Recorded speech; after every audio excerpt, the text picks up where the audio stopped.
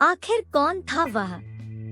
आधुनिक समय में भूत प्रेत अंधविश्वास के प्रतीक के रूप में देखे जाते हैं, पर कुछ लोग ऐसे भी हैं जो भूत प्रेतों के अस्तित्व को नकार नहीं सकते।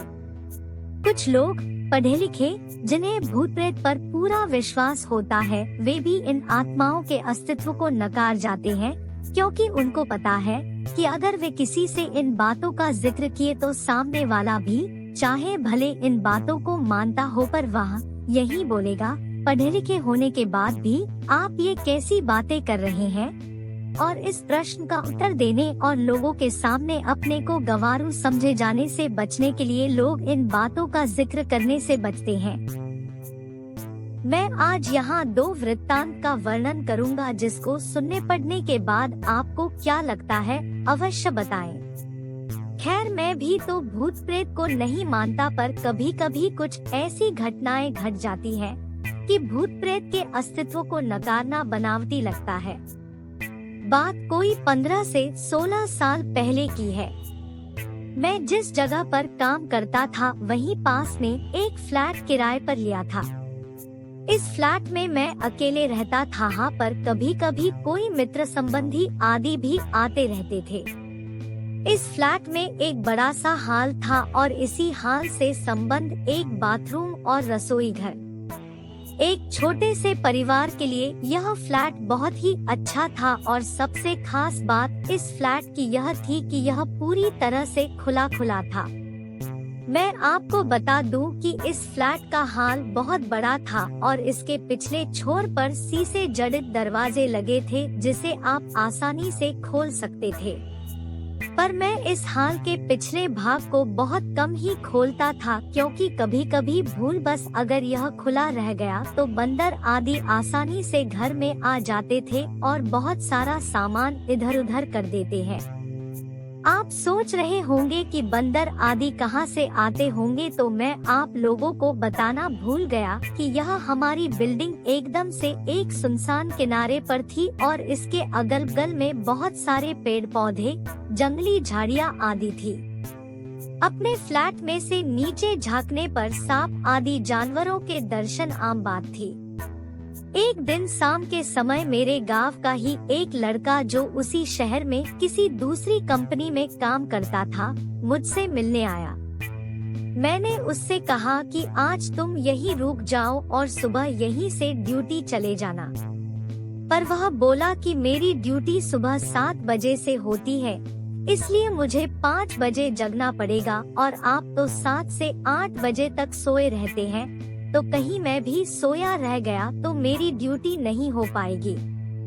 इस पर मैंने कहा कि कोई बात नहीं, एक काम करते हैं, 4 बजे सुबह का अलार्म लगा देते हैं और तू जल्दी से जगकर अपने लिए टिफिन भी बना लेना, पर हाँ, एक काम करना, मुझे मत जगाना। इसके बाद वह रहने को तैयार हो गया।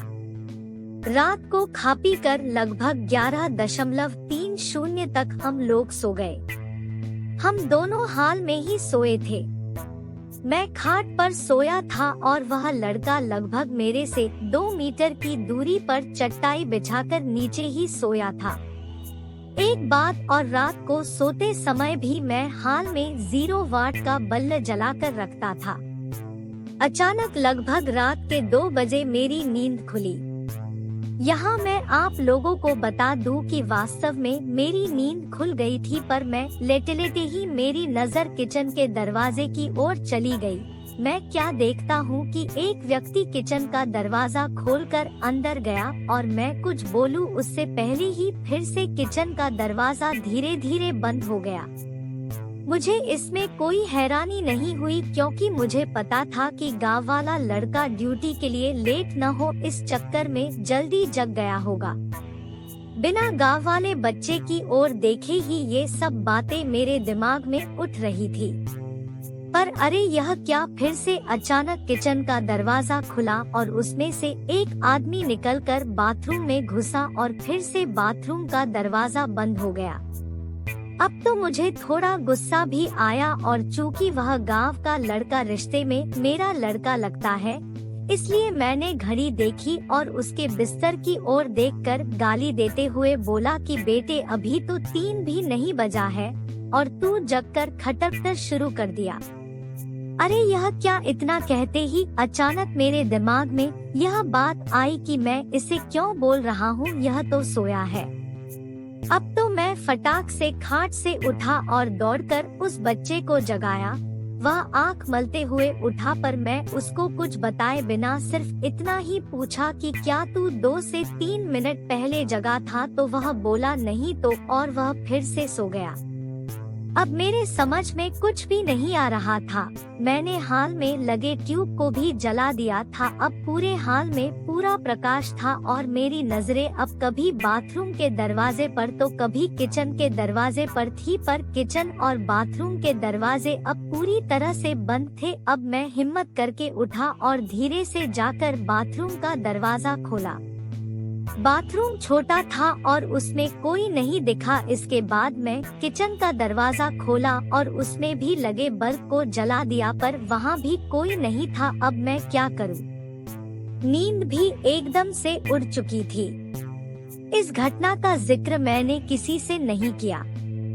मुझे लगा यह मेरा वहम था और अगर किसी को बताऊंगा तो कोई मेरे रूम में भी शायद आने में डरने लगे।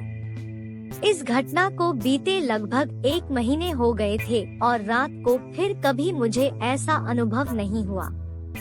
एक दिन मेरे गांव के 2 लोग हमारे पास आए। उनमें से एक को विदेश जाना था और दूसरा उनको छोड़ने आया था। वे लोग रात को मेरे यहाँ ही रुके थे और उस रात मैं अपने एक रिश्तेदार से मिलने चला गया था और रात को वापस नहीं आया।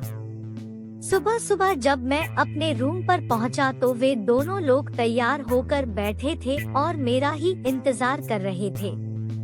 ऐसा लग रहा था कि वे बहुत ही डरे हुए और उदास हो। मेरे आते ही वे लोग बोल पड़े कि अब हम लोग जा रहे हैं। मैंने उन लोगों से पूछा कि फ्लाइट तो कल है, तो आज की रात आप लोग कहाँ ठहरेंगे? उनमें से एक ने बोला रोड पर सो लेंगे, पर इस कमरे में नहीं। अरे अब अचानक मुझे 1 महीना पहले घटित घटना याद आ गई। मैंने सोचा तो क्या इन लोगों ने भी इस फ्लैट